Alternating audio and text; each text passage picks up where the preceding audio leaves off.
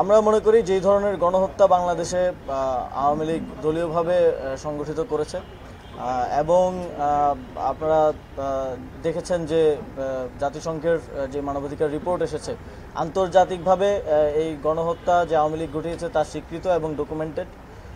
সেই জায়গা থেকে পুরো পৃথিবীতে এরকম গণহত্যাকারী ফ্যাসিস্টদের যেই নজির আওয়ামী লীগেরও সেরকম অবস্থায় হওয়া উচিত। আমরা তো ইউরোপের দেশগুলোকে ডেমোক্রেসির দিক থেকে অনেক এগিয়ে রাখি বা মডেল হিসেবে দেখি। তো জার্মানিতে ফ্যাসিস্টদের কি হয়েছিল বা ইতালিতে কি হয়েছিল আমাদের সামনে সেই নজিরগুলো আছে এবং যেহেতু আন্তর্জাতিকভাবে এই গণহত্যা ডকুমেন্টেডও হয়েছে সেই জায়গা থেকে আমরা মনে করি দলীয়ভাবে আওয়ামী লীগের এক ধরনের শাস্তি নিশ্চিত হওয়া উচিত। এখন সেটা কোন প্রক্রিয়া হতে পারে, কী ধরনের শাস্তি হতে পারে, এটার ব্যাপারেও সবার মতামত নেওয়া কনসালটেশনের ব্যাপার আছে।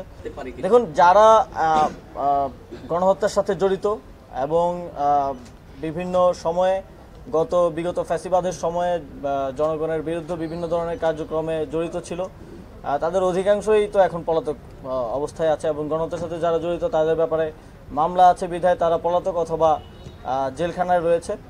এবং ইতিমধ্যেই আমাদের মাননীয় উপদেষ্টা নাহিদ ইসলাম বলেছেন যে যারা আওয়ামী লীগ করেছে কিন্তু কোনো প্রকার অন্যায় এবং গণহত্যা কিংবা অপরাধের সাথে যুক্ত নয়, তারা ক্ষমা চেয়ে আবার মেইন স্ট্রিমে স্বাভাবিক অবস্থায় ফিরে আসতে পারে এবং সেই জায়গা থেকে কেউ যদি নির্বাচন করে তাতেও কোনো বাধা নেই। কিন্তু কেউ যদি